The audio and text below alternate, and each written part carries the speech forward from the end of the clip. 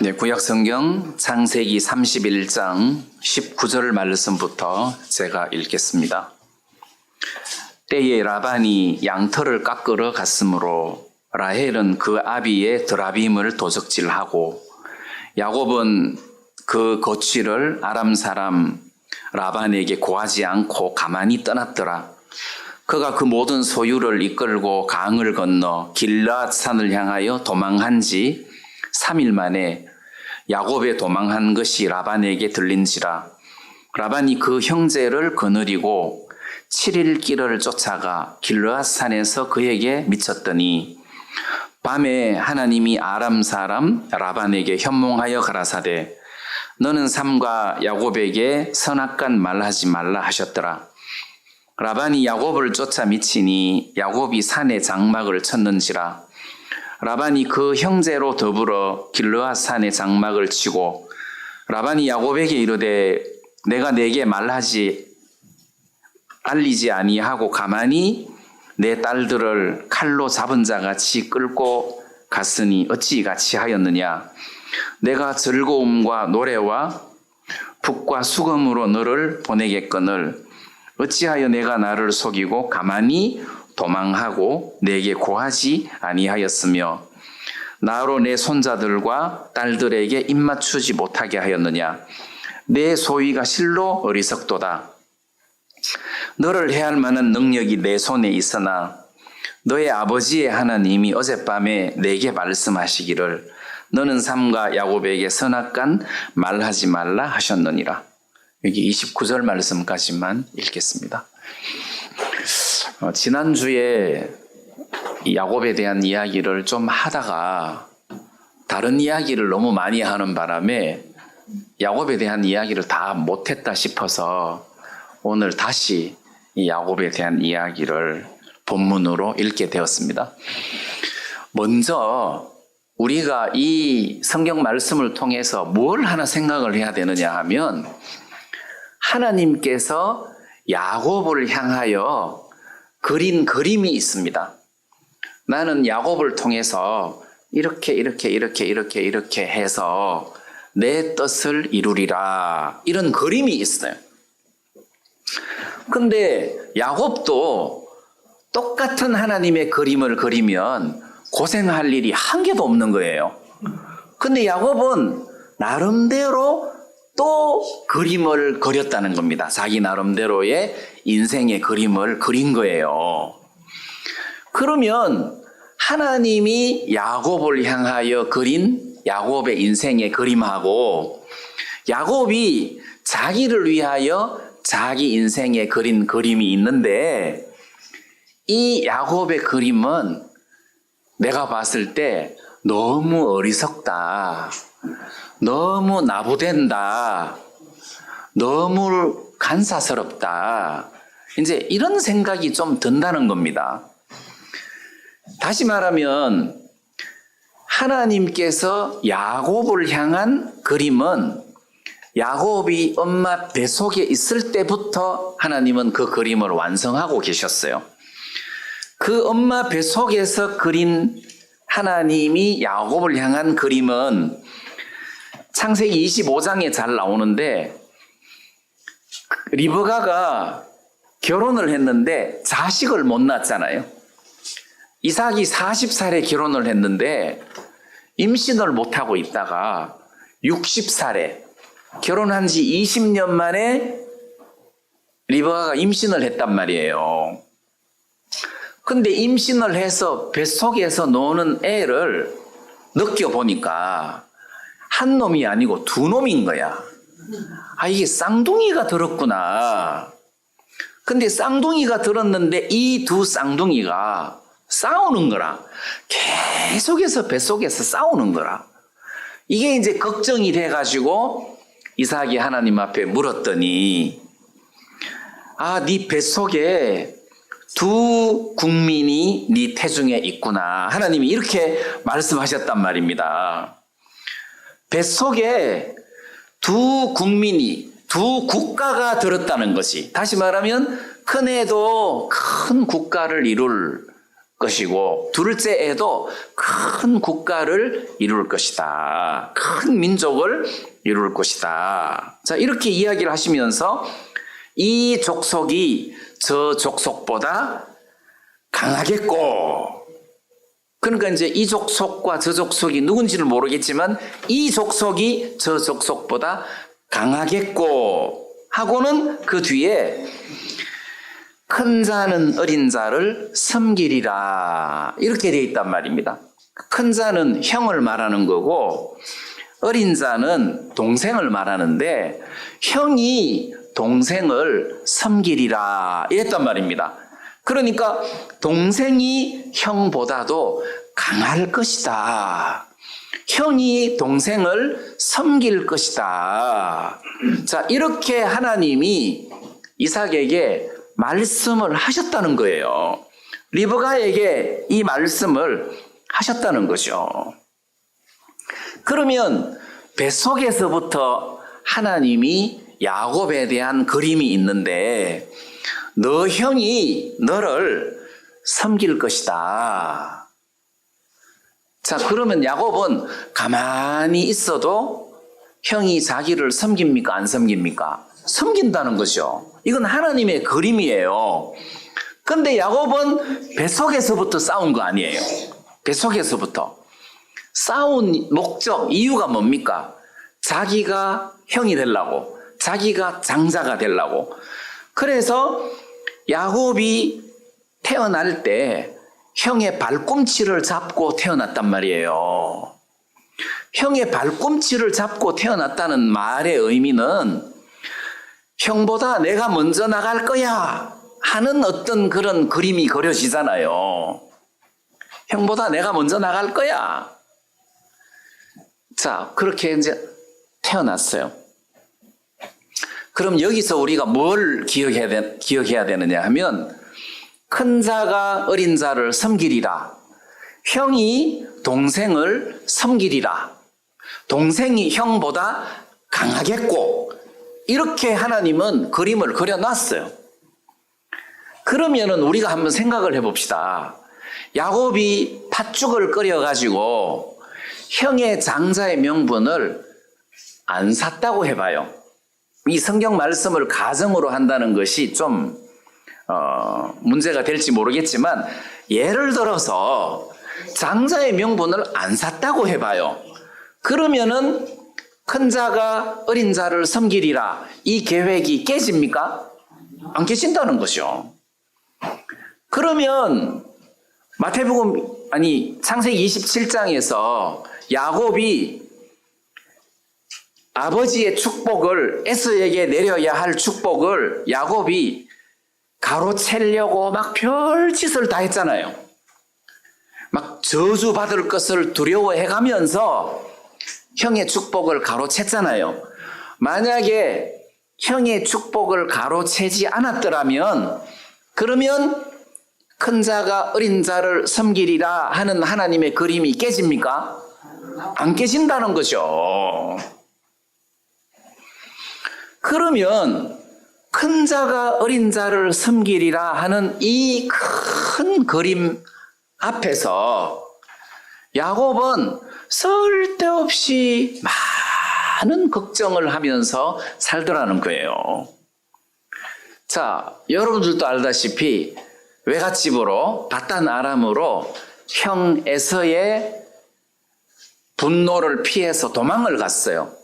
거기서 처음 만난 사람이 라헬인데 말하자면 외사촌이죠. 외사촌. 라헬을 만났어요. 첫눈에 반했어요. 연애를 했어요. 근데 외삼촌이 일주일 만에 야, 네가 아무리 내 조카지만 어떻게 공짜로 내 집에서 이렇게 일을 할 수 있겠느냐. 품삯을 정하자. 내가 네한테 삭스를 줘야 되지 않겠느냐.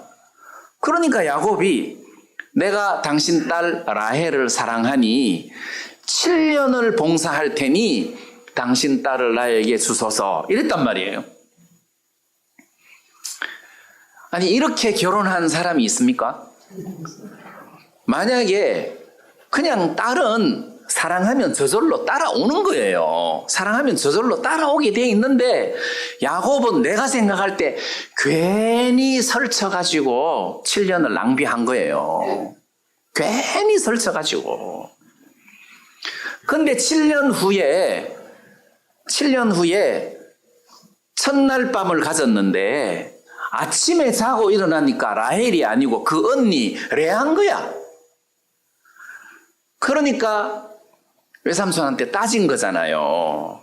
우리 부족에서는 동생이 형보다 먼저 결혼한 일이 없다. 그래서 언니를 먼저 시집을 보내고 그 다음에 라헬이 시집 갈 수 있는데 다시 7년을 일을 해라. 내가 라헬을 주겠다 해서 14년을 걸쳐서 아내를 얻은 거잖아요. 14년을 일해서. 저는 제 아내하고 결혼할 때 돈 주고 결혼했겠어요? 근데 이제 야곱이 이렇게 결혼을 하면서 엄청 고생을 많이 했단 말이에요. 그리고 다시 20년 후에 가나안 땅에 들어올 때 에서를 만나기 전에 형이 혹시 자기를 죽일 것 같아가지고 형을 만나는 그 장면을 성경에서 보면 형이 저쪽에서 오는데 야곱이 물론 막 예물을 택해서 보내고 또 예물을 한꺼번에 보내는 게 아니라 때를 나누고 해서 보내고 그 다음 자기 가족들도 두 때로 나누고 그리고 형을 마주 보면서 7번 몸을 굽히고 나갔다는 것이 7번. 아니 항복할 때 왕이 내가 항복하는 왕이면 적 왕에게 3번만 절하면 돼요. 근데 야곱은 7번을 절을 하고 또 나가서 또 절을 하고 또 나가서 절을 하고 이렇게 나갔단 말이에요. 자, 그렇게 해서 야곱이 안 죽었습니까? 그냥 떳떳하게 나가가지고 형님하고 악수하면서 형님 오래간만입니다. 잘 계셨습니까? 그렇게 하면 죽습니까? 야곱은 하나님의 그림에서 형에게 죽을 수가 없어요. 형에게 질 수도 없어요. 형보다 더 큰 민족을 만드는 그림이란 말입니다. 이게 하나님의 그림이라. 그런데 야곱은 자기를 향한 하나님의 그림을 모르니까 자기가 자기 인생을 그리려고 하니까 힘이 드는 거예요. 힘이 드는 거예요. 그러면 오늘 읽었던 본문에서도 하나님께서 야곱에게 가나안 땅으로 돌아가라. 자, 이렇게 했으면 외삼촌한테 외삼촌 어젯밤에 하나님께서 날 보고 가나안 땅으로 돌아가라고 하십니다. 이제 외삼촌 댁에서 20년 동안 일을 하고 살았으니 이제는 내 조상 가나안 땅으로 돌아가겠습니다. 조상들의 고향 가나안 땅으로 돌아가겠습니다. 자, 이렇게 하면은 물론 외삼촌이 안 보내겠지만 그래도 저는 가야 합니다. 이게 하나님의 뜻입니다. 이렇게 가면 못 갑니까? 갑니다. 그렇게 해도 갑니다. 근데 야곱은 외삼촌이 겁이 나고 안 보내줄 것 같고 하니까 몰래 도망을 가잖아요. 그래서 외삼촌이 양털을 깎으러 갔는데 양털을 깎으러 갔다는 말은 우리식으로 말하면 농사로 말하면 추수하는 시간이에요. 그러니까 얼마나 바쁘겠어요. 추수하는 시간에. 정신이 없이 바쁜데 그 틈을 이용해서 야곱이 도망을 간 거예요. 야곱이 도망을 갔는데 3일 만에 야곱이 도망갔다는 사실을 알았잖아요. 그래서 3일 후에, 그러니까 야곱은 3일 먼저 갔고 그 다음에 라반 외삼촌이 7일을 쫓아가서 만난 거잖아요. 그 야곱은 10일을 먼저 갔고 라반은 7일 만에 야곱을 잡은 거잖아요. 근데 바단 아람에서 길르앗까지 10일 만에 못 가요. 얼마나 먼 거리인데. 그거는 진짜 막 걸어마 날 살려라 하고 막 죽자 살자 도망가야 갈 수 있는 거리예요. 얼마나 도망을 갔으면 10일 만에 바단 아람에서 길르앗까지 도망을 갔겠습니까? 근데 야곱이 이렇게 인생을 살았다는 거지. 이렇게. 그래서 제가 성경을 보다가 야곱의 그림이, 하나님이 그린 야곱의 인생의 그림이 있고, 야곱이 자기가 자기 인생을 그린 그림이 있더라고. 그래서 외삼촌 집에서 14년 만에 결혼을 하고 난 다음에 다시 외삼촌하고 흥정을 하기를, 나는 어느 때나 내 집을 이루리까. 자기는 뭐 결혼만 했지 아무것도 재산이 없으니까 내가 언제나 내 재산을 이룰고, 이제 이런 걱정을 하면서 외삼촌 집에 다시 품삯을 정하고 외삼촌 집에서 살게 됐잖아요. 품삯을 어떻게 정했느냐 하면, 내 양떼 중에서 새끼를 낳을 때 새끼가 까만 양이 나오거나 얼룩무늬 양이 나오거나 점 있는 양이 나오면 네 품삯을 해라. 그러니까 또 야곱이 그냥 새끼를 치면서 새끼가 나오도록 하면 되는데, 그걸 어떻게 여기 우리 성경에 보면은 무슨 뭐 단풍나무에다가 신풍나무에다가 또 막 껍질을 벗겨가지고 그거를 뭐 버드나무에다가 이렇게 양이 개천에 물 먹으러 올 때 그거를 이렇게 세워 놓으면 그 새끼를 뵐 때 그때 막 이렇게 점 있는 아롱진 그런 새끼가 배더라. 근데 이거는 야곱의 그림이야. 근데 하나님의 그림은 그게 아니에요. 야곱이 무슨 뭐 버드나무, 살구나무, 신풍나무 뭐 이래가지고 까만 양이, 아니 점 있는 양이 나오고 얼룩무늬 있는 양이 나온 게 아니라는 거죠. 말씀에 보면 하나님이 이같이 그대들의 아버지의 짐승을 빼앗아 내게 주셨느니라. 하나님이 주셨다는 거지. 근데 하나님이 새끼를 뵐 때 벌써 점 있는 새끼가 되게 하고 아롱진 새끼가 되게 하고 해서 하나님이 아론의 양들을 전부 다 빼앗아 가지고 야곱에게 줬다는 거예요. 그러니까 야곱은 예를 들어서 야곱이 뭐 신풍나무, 버드나무, 살구나무 이거 껍질을 벗겨 가지고 그 개천에다가 안 세워 놨으면, 그러면 양이 새끼 뵐 때 점 있는 새끼를 안 뵙니까? 아니라는 거지. 그러니까 지금 야곱은 쓸데없이 고생을 사서 하는 거예요. 고생을 사서 하는 거예요. 자, 이런 어떤 야곱의 모습을 보면서 하나님이 그린 야곱의 인생의 그림이 있고, 야곱이 자기가 자기를 위하여 인생을 걱정하면서 그린 자기 인생의 그림이 있는데, 나도 그렇겠더라고요. 하나님이 나를 향한 그림이 있겠더라고요. 하나님이 나를 구원하셨어요. 그냥 심심해서 나를 구원하셨겠습니까? 하나님이 나를 구원하셨을 때 목적이 있었을 거라고. 하나님이 나를 구원하실 때 어떤 목적을 가지고 구원을 하시고 나의 인생의 그림을 그리셨을 거라고. 만약에 그 하나님의 그림을 내가 알면 내가 걱정할 일이 한 개도 없을 텐데, 또는 몰라도 나를 향한 하나님의 뜻을 알면 걱정할 일이 전혀 생기지 않는다는 거예요. 그래서 어떤 말씀이 생각났느냐 하면, 빌립보서에 보면 이런 말씀이 있잖아요.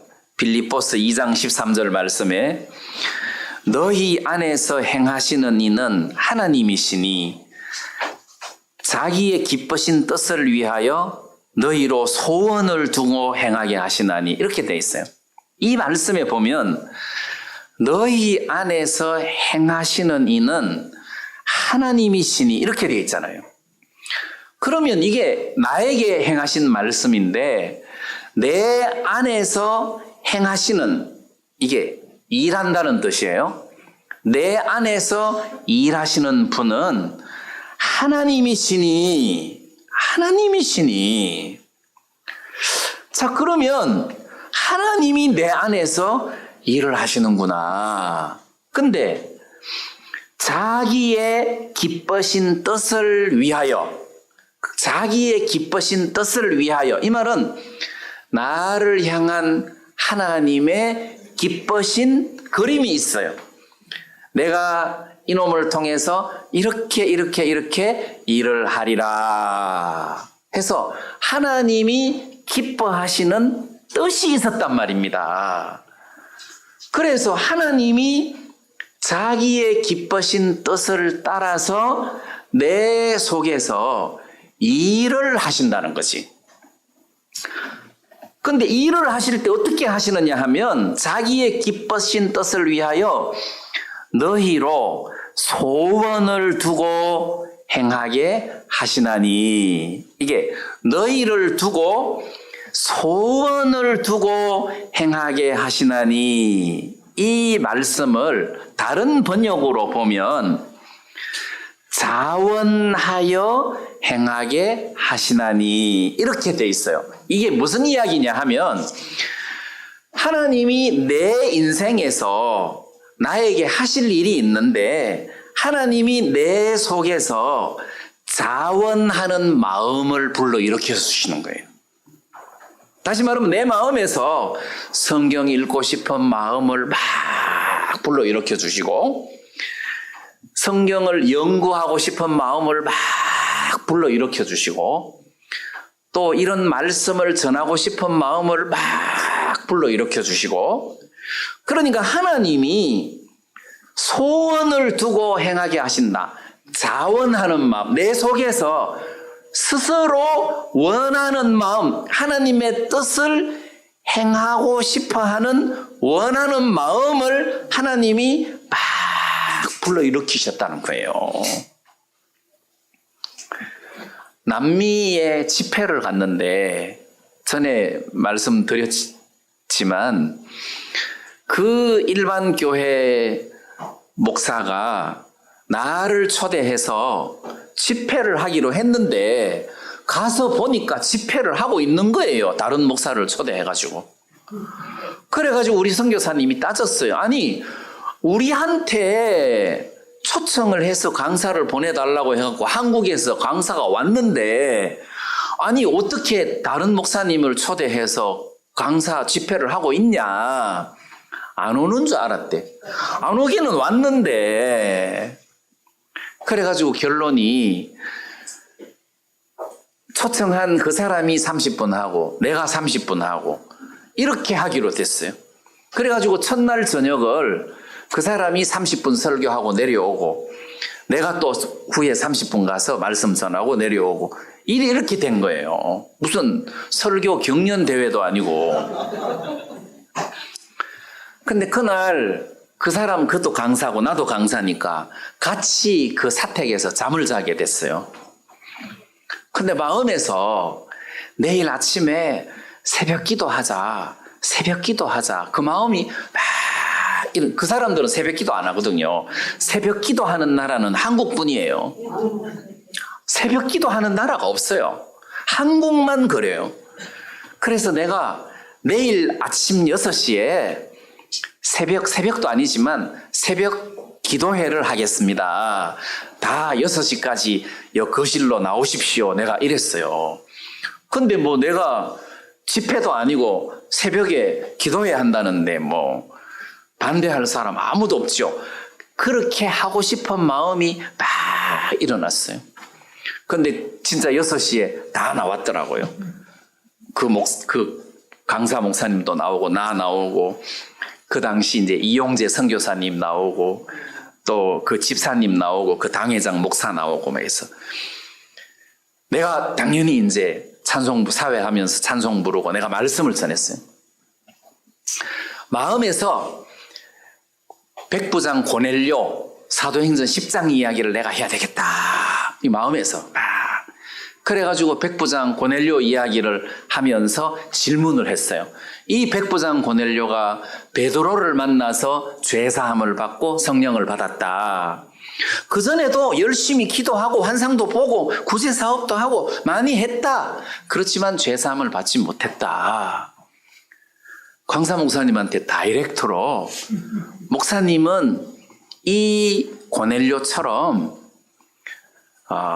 확실하게 베드로를 만나가지고 복음을 듣고 죄사함 받은 적 있냐? 안 그러면 죄사함도 안 받고 지금 열심히 기도하고 목회하고 이렇게 환상 보고 이런 삶을 살고 있냐? 하고 딱 질문했어요. 그게 내 마음에서 소원이라, 그날은 이게 소원이라, 내가 이걸 하고 싶다는 소원이 내 속에서 막 일어나는 거예요. 이게 이제 하나님이 주신 마음이라는 것이. 하나님 그렇게 일을 하신다는. 그런데 딱 질문을 하니까 제 이름이 고넬료입니다. 이러는 거예요.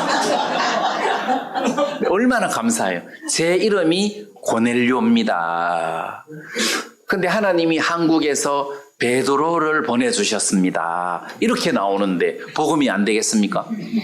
그래서 그날 아침에 구원을 받았어요. 이 목사님이. 그리고 그분 입에서 나온 말이 목사님이 강사하십시오 해가지고 거기서 강사를 한 적이 있었거든요.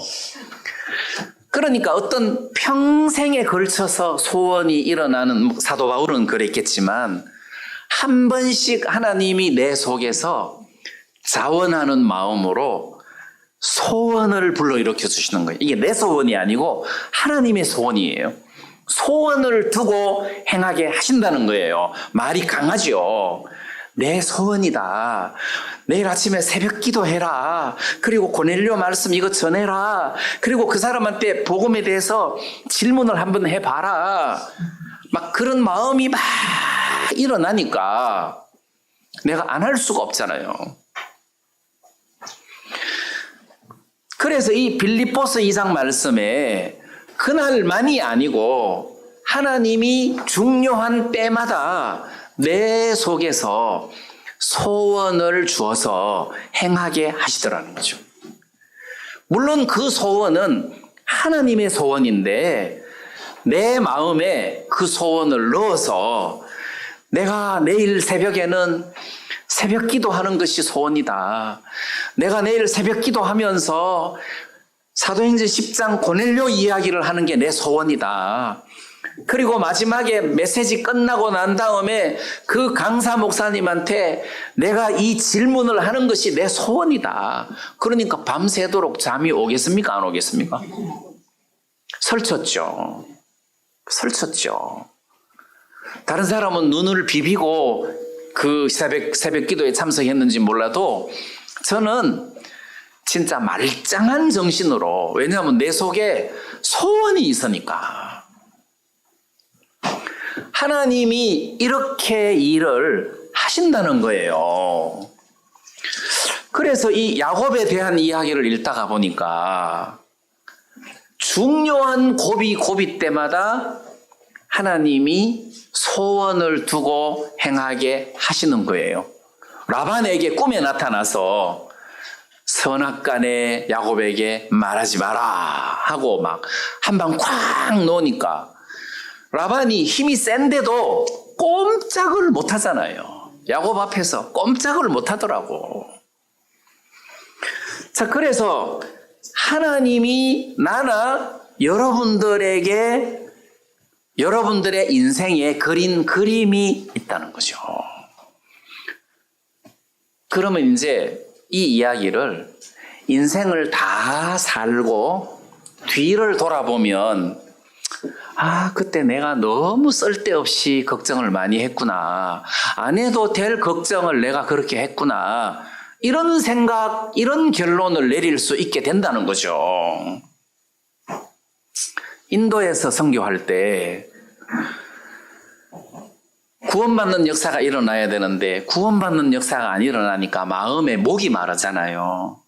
그래서 컴퓨터 프린터기로 전도지를 인쇄해가지고 그것도 영어로 엉터리로 막 해서 전도하러 나갔어요. 집사람하고 전도하러. 안 받아. 나는 힌두다 하면서 아예 안 받아요.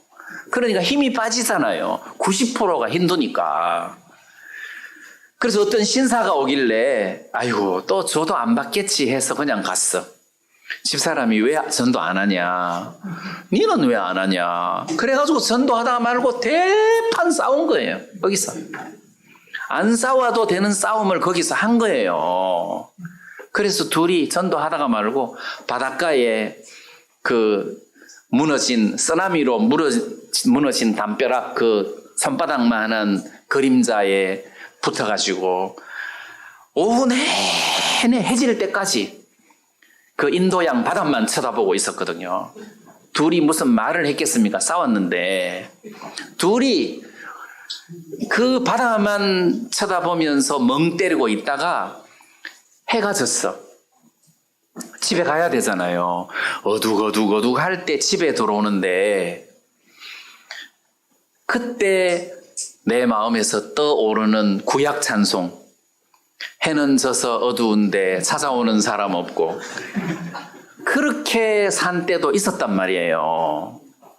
근데 이제 지금 돌이켜 딱 보면 하나님이 어떤 자매 대학생을 구원시켰는데 그 자매가 교수가 되고 나중에는 박사가 되고 그 남자친구가 구원을 받았는데 걔도 박사가 되고 취직을 하이드로바드에 취직을 해가지고 우리 한국식으로 말하면 생명공학 박사 같은 그런데 그 취직을 해가지고 거기서 전도를 해서 20명 정도가 구원을 받은 거예요.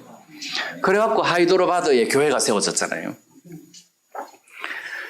그럼 하나님은 그런 그림을 이렇게 쫙 그렸는데 나는 왜 전도 안 하냐? 그걸로 둘이 대판 싸워갖고 마음에 큰 절망으로 그런 걸 생각하면 안 싸워도 될 일을 내가 싸웠고 걱정을 안 해도 될 걱정을 했고 또 지나놓고 나니까 하나님이 다 일을 하시고 구원받는 사람도 열매도 붙여주셨더라고요. 그리고 내가 인도 갈 때도 무슨 과거의 선교사들처럼 복음의 소명을 가지고 갔다기보다도 선교해서 찍혀서 낙향해서 그까지 갔는데 그러면 찍혀서 갔을지라도 하나님의 그림에는 그런 낯선 이방인들이 구원을 받고 또 그 사람들이 복음을 전하고 교회가 세워지고 그러니까 내 인생에서 하나님이 그린 그림이 있는 거예요. 그러니까 우리는 쓸데없이 걱정하거나 쓸데없이 싸우거나 뭐 할 필요가 없다는 거죠. 옛날에 어떤 남미 선교사님이 남미에 처음 가가지고 신방을 가려고 버스를 탔는데 가도 안 나오더라는 거지, 목적지가. 그래서 옆에 있는 사람한테 뭐 까삐아땅가 뭐 어디를 가는데 언제쯤 나오냐 그러니까 반대 방향으로 왔다는 거야. 반대 방향으로 1시간으로 왔기 때문에 다시 2시간으로 돌아가야 거기가 나오는 거예요. 그래서 그 부인이랑 같이 내린 거예요. 그래서 나는 한국에서 온 선교사인데 성경 공부하러 간다고 카페아따로 가는데 잘못 버스를 타가지고 여기까지 왔다 그러니까 자기도 크리스찬인데 나한테 성경 공부 해주면 안 되냐 그러더래. 그래서 그러자고 해서 그 부인 집을 갔대요. 그 부인하고 성경 공부하려고 하는데 잠깐만 기다리라고 하면서 우리 동네에 이렇게 성경 공부하고 싶은 사람 많다 하면서 7명을 데리고 온 거예요. 그래서 거기서 성경 공부를 하면서 거기서 그 사람들이 다 구원을 받은 거예요. 그리고 내가 집회를 갔는데 거기 나를 데리고 가서 성경 공부하는데 말씀을 전해달라고 하더라고. 그러면 버스를 잘못 탔는데 거기서 그 부인에게 길을 물어보고 성경 공부를 하게 되고 그 동네 사람들이 7명이 구원을 받고 그 사람들이 다 교회에 연결되어서 교회를 오게 됐다는 거예요. 그러면 나는 내 인생을 살면서 버스를 잘못 타듯이 잘못 어떤 일을 결정할 때가 있었어요. 근데 하나님의 그림에는 그게 잘못이 아니라는 거지. 하나님의 그림에는 그런 것들을 다 활용을 해가지고 선을 이루시더라는 겁니다. 전에도 말씀드렸지만 영국의 에이미 선교사라고, 이 여자 선교사는 눈이 갈색 눈이었다고 했잖아요. 갈색 눈이다.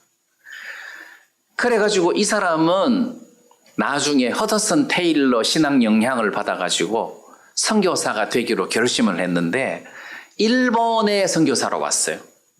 일본의 선교사로 왔는데 15개월 만에 신경쇠약 증세를 겪어가지고 몸이 너무 약해가지고 선교를 실패하고 본국으로 돌아왔다가 건강을 회복하고 다시 인도로 가서 선교 활동을 하게 된 거예요. 근데 갈색 눈이니까 선교하기가 너무 좋은 거라. 그래서 그 외국 사람들을 추방시킬 때 그 인도에 가보면 여자들이 머리 다 덮어쓰고 눈만 내놓고 다니는 경우가 많은데 다 덮어쓰고 눈만 내놓으니까 선교사들, 외국 선교사 전부 다 파란 눈동자인데 이 에이미 선교사는 갈색 눈이니까 무조건 통과한 거예요. 그래서 56년을 인도에서 선교를 했다 하잖아요. 그래서 내가 그린 그림은 나 갈색 눈 싫다. 나는 파란 눈동자를 원한다. 근데 그 인생의 큰 전체 그림을 놓고 보면 야, 그 갈색 눈이 얼마나 좋은지 알아? 갈색 눈이 좋은 거야. 하나님의 그림에는 갈색 눈이 좋은 거예요. 물론 뭐 나중에는 그게 문제가 안 됐고 오히려 복음에 유익이 됐지만 내가 그린 내 인생의 그림, 이거하고 하나님이 그린 내 인생의 그림하고 다르다는 겁니다. 그러면 우리는 하나님의 그림을 깨달아야 된다는 것이, 나를 향한 하나님의 그림을 깨달으면 걱정할 일이 없는 거예요. 걱정할 일이 없는 거예요. 그렇다면 이 말씀을 통해서 나를 향한 하나님의 그림이 있겠구나. 야곱을 향한 하나님의 그림은 형이 동생을 섬기리라예요. 형이 동생을 섬기리라. 그런데 우리가 창세기를 읽어보면 형이 동생을 섬기는 게 아니라 형이 동생한테 내가 너의 앞잡이가 되겠다 막 이러는데 동생은 벌벌벌벌벌 기는 거라. 내 주여 그리마옵소서. 형하고 같이 안 있으려고. 왜? 갑자기 어느 날 돌변해갖고 20년 전에 막 이럴까 봐 야곱이 겁이 나가지고 형하고 같이 길을 못 걷는 거예요. 그러면 내가 같이 가겠다 그러고 막 내 군사들을 여기다 남겨놓겠다 그러니까 내 주여 그리마옵소서. 내가 주께 은혜를 입었으면 같이 가겠다 그러면 우리 양떼를 새끼가 뱉는데 과히 몰면 다 죽을 거다 그러고 막 오만 변명을 다 해가면서, 그게 강한 모습입니까? 성경을 읽어보면 큰 자가 어린 자를 섬기는 모습이 아니에요. 성경을 읽어보면 동생이 막 벌벌벌벌 기는 모습이에요. 근데 하나님은 큰 자가 어린 자를 섬기리라 했으니까 하나님의 그림이 맞다는 거죠. 우리는 형편을 보고 말하잖아요. 에이, 이거 뭐 성경 보니까 야곱이 형을 섬기더라. 성경 말씀에는 형이 동생을 섬겼다. 이게 성경 말씀이란 말이에요. 그러면 우리는 뭘 하나님 앞에 간증을 하고 뭘 이야기를 해야 되냐? 큰 자가 어린 자를 섬기리라. 에서가 나를 섬겼다. 이렇게 이야기를 해야지. 내가 에서를 섬겼다. 이렇게 하면 안 된다는 거죠. 하나님의 뜻을 모르는 사람들은 그렇게 한다는 겁니다. 저도 성경에 나와서 이렇게 살다가 보니까 걱정스러울 때가 있잖아요. 내가 지금 뭐 하는 짓이고 이게 지금. 이렇게 내가 내 인생을 생각하면서 걱정스럽고 힘들고 소망이 없을 때가 있잖아요. 그럴 때가 생겨요. 막 아들을 봐도 저게 아들인지 원수인지 이게 분간이 안 가고 소망도 없고 뭐 이제 이렇게 될 때 말씀에서 뭐라고 하느냐 하면 저는 어느 날 요한복음을 읽는데 어떤 말씀이 내 눈에 딱 들어오느냐 하면 너희가 나를 택한 것이 아니요 내가 너희를 택하여 세웠나니 이렇게 되어 있더라고. 요한복음 15장 16절에 보니까 네가 나를 택한 것이 아니고 내가 너를 택하여 세웠다. 왜? 이는 너희로 가서 과실을 맺게 하고 또 너희 과실이 항상 있게 하여 하나님이 주님이 나를 택하여 세웠구나. 왜? 이 가지를 통해서 과실이 맺히도록 하겠다. 그러면 내가 가만히 있어도 과실이 맺어지겠네. 이게 지금 내가 몸부림을 쳐야 될 일이 아니고 주님이 나를 통해서 하실 일이겠네. 그래서 이 말씀을 가만히 읽어보면 내가 무엇을 해야 하겠다는 의지가 쭉 빠지는 말씀이에요. 내가 주님을 부르고 내가 주님을 붙잡았으면 꽉 잡아야 돼. 놓으면 안 돼. 근데 주님이 나를 잡았으니까 나는 놔도 나는 끌려간단 말이에요. 그러니까 쉼이 생긴다는 것이. 그래서 내가 장래를 걱정할 필요가 없는 거고 내 앞에 놓인 형편을 걱정할 필요가 없는 거고 이런 말씀들 속에서 나를 향한 하나님의 그림이 조금씩 보이니까 쉼이 오더라는 거예요. 쉼이 오더라. 자, 그런 면에서 하나님이 일을 하시는구나. 이제 이런 마음이 드는 거예요. 그래서 지난 일본의 그 형제자매님들 또 신진호 목사님 쪽하고 가서 며칠 머물면서 교제하고 온 적이 있었는데 나는 선교회에 나와서 양복 입을 일이 있겠나 이래 생각했어요. 그리고 선교회에 나와가지고 이렇게 카메라 스포트라이트 받을 일이 있겠나라고 내가 생각했죠. 아예 상상도 못했죠.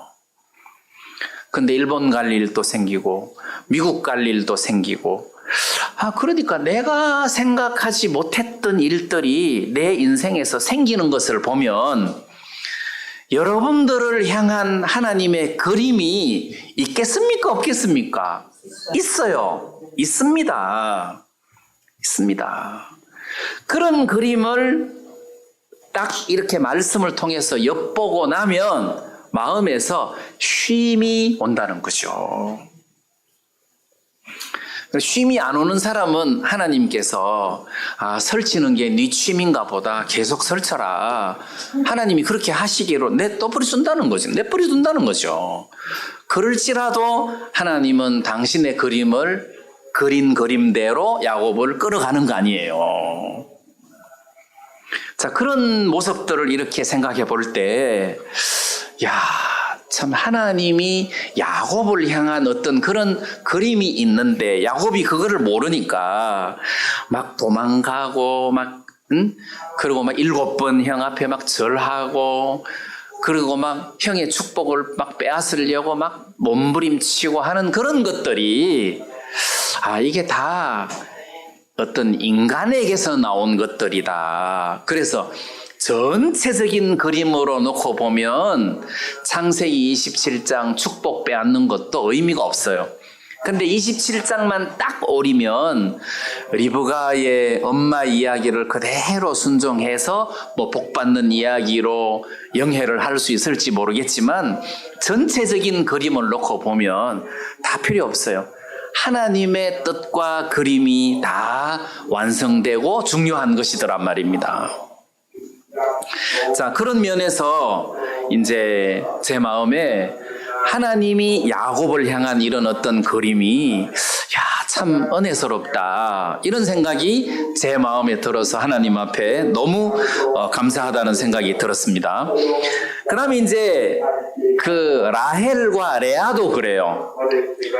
이 라헬이 왜 자식을 못 낳으니까 라헬이 막 그 남편한테 막 나로 자식을 낳게 하라, 그렇지 않으면 내가 죽겠노라 그러고 막 떼를 쓴 적이 있었습니다. 그죠?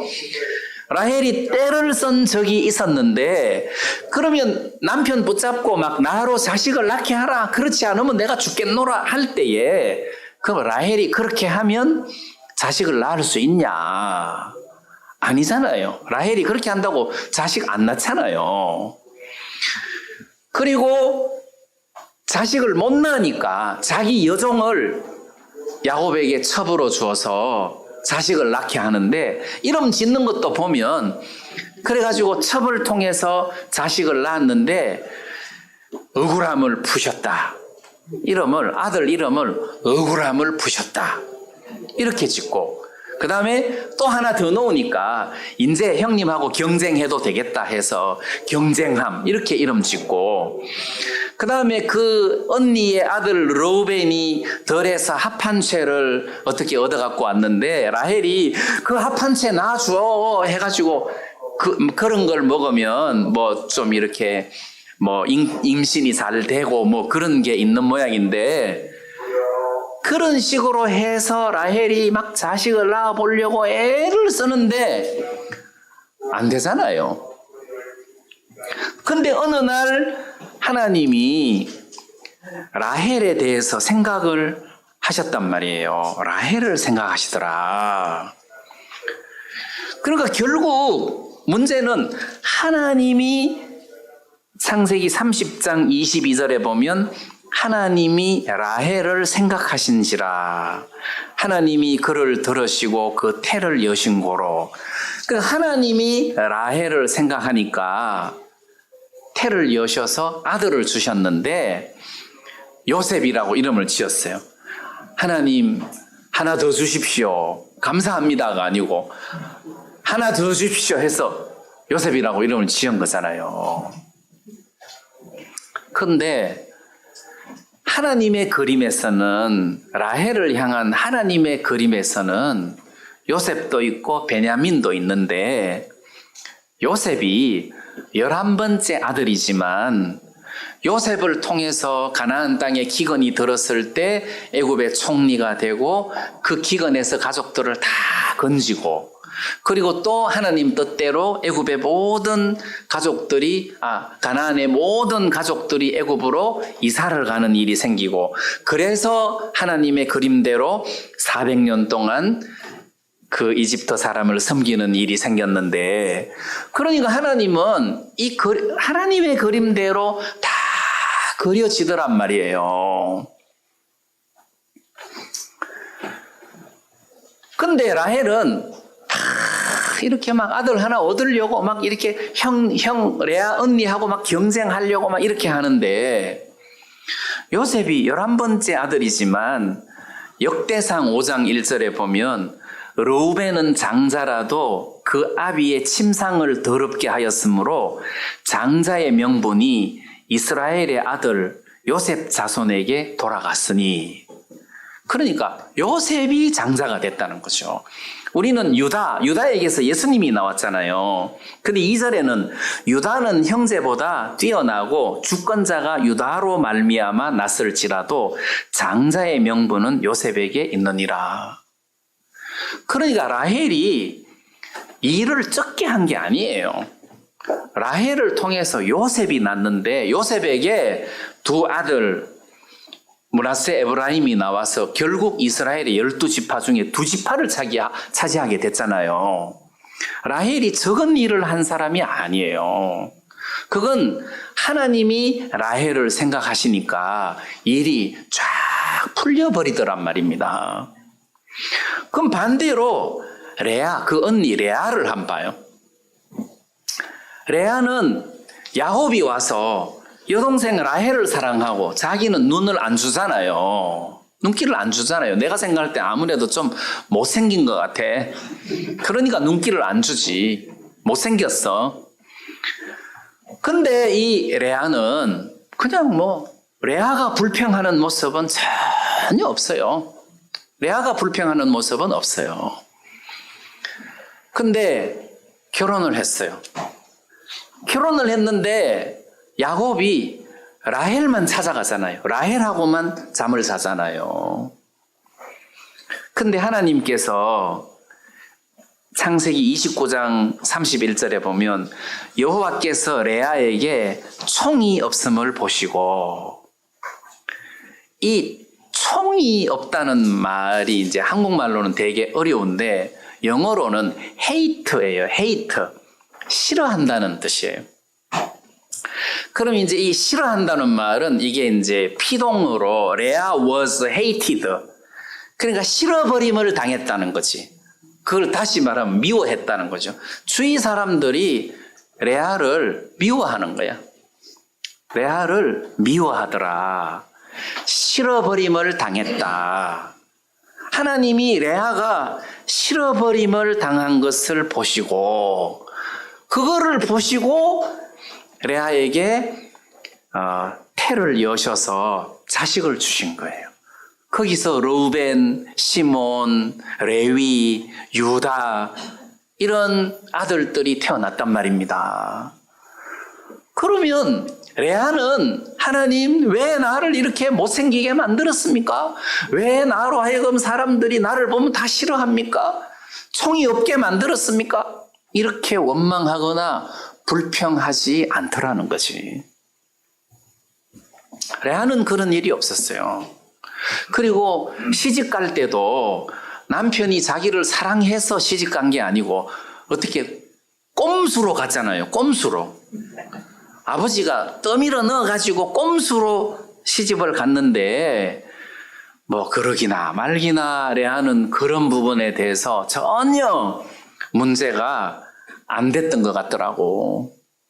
그 또 라헬은 또 뭐 그 도망갈 때 그 아버지 드라빔을 훔쳐가지고, 이 드라빔이라는 것은 그러니까 이렇게 낙타 안장 속에 넣을 수 있는 신상이기 때문에 작은 거예요. 들고 다닐 수 있는 가정 수호신이라고 보시면 돼요. 그러니까 그 드라빔을 놓고 그 시대 사람들이 드라빔을 놓고 점을 치기도 하고 그 앞에서 빌면서 섬기면 집안이 번성하고 부를 가져오고 뭐 이런 이제 우상이에요. 말하자면 드라빔. 아니 근데 드라빔을 훔칠 필요가 뭐가 있냐는 거죠. 라헬은 뭐 어떻게 해서든지 뭘 만들려고 하는데 그거는 하나님의 그림을 이루는데 전혀 도움을 주지를 못했단 말이에요. 그러면 라반도 그런 드라빔을 가지고 그걸 섬기고 했단 말입니다. 그리고 이 라반도 보통이 넘는 사람이에요. 7년을 그 계약을 해서 딸 라헬을 주기로 계약을 했잖아요. 계약을 하고 난 다음에 7일을 채우라 하잖아요. 7일이 덜 됐으니까, 7년에 7일이 덜 됐으니까 7일을 채워라. 그래가지고 7일을 채우고 나니까 이제는 선불로 라헬을 주어서 이제 7년을 또 일한 거 아니에요. 7일을 채워라 하는 걸 보면 대충 이때쯤 되면 7년인갑다 이게 아니라는 거죠. 그리고 막 품삯을 10번이나 바꾸는 걸 보면 자기가 조카한테 재산을 안 뺏기려고 막 품삯을 10번이나 바뀌고 하는 걸 보면 이 라반도 보통 얘기가 아닌 거예요. 근데 인생을 그렇게 살 필요는 없겠다는 마음이 들더라는 거지. 이게 하나님의 그림을 벗어날 수는 없어요. 무슨 예정론을 이야기하는 것은 아닌데 나를 향한 하나님의 뜻이 있더라. 그 뜻 안에서 내가 하나님 앞에 쓰임을 받는 것이 가장 행복하고 가장 보람된 것이지 그 외에 무슨 의미가 있겠느냐는 겁니다. 그래서 제가 창세기 말씀을 읽다가 이 말씀 속에서 내가 보이는 거예요. 내가 야곱이나 라헬처럼 뭘 이렇게 잘해보려고 막 몸부림을 치는 게 아니냐. 그게 하나님의 뜻 앞에서는 아무 쓰잘데기가 없다는 거죠. 쓸데없이 걱정하고 쓸데없이 싸우고 이게 소용이 없겠구나. 그러면 나를 향한 하나님의 뜻이 있겠구나. 그래서 제가 시험 들 때는 내가 하나님 앞에 따져요. 하나님, 내가 언제 목사 되고 싶어 했습니까? 내가 그때 18살 때 철도 없는 나를 하나님이 꼬셔가지고 선교학교 집어넣었잖아요. 내가 선교학교 간 거는 내가 간 게 아니에요. 내 마음에 소원을 두고 행하게 하신 하나님이 내 속에 자원하는 마음을 불러 넣었어요. 말하자면 지금도 우리 가족들을 보면 내가 그때 네 보니까 쉬었더라 이렇게 이야기하시거든요. 그러니까 쉬었더라는 말은 세상 표현인데 하나님의 소원에 꽉 잡혀가지고 네 정신이 아니더라 이런 의미 아니에요.